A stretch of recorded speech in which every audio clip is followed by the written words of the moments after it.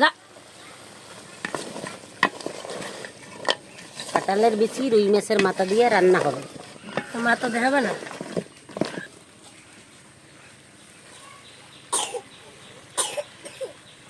একটা নাটক স্যার।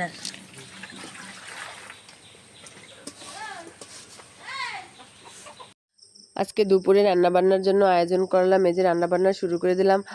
কাঁঠালের আটি দিয়ে ডাঙ্গো শাক রান্না করতে আসি, আর রান্নাবান্না করতে তো ভালোই লাগতে আসে না।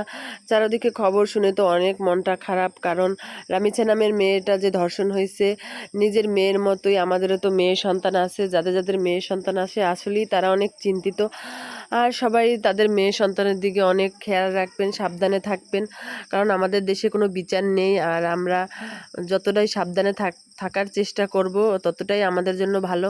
এই তো কথা বলতে বলতে রান্নাবান্না শেষ হয়ে গেল। আজকের মতো বিদায় নিলাম এখানে। আল্লাহ হাফেজ।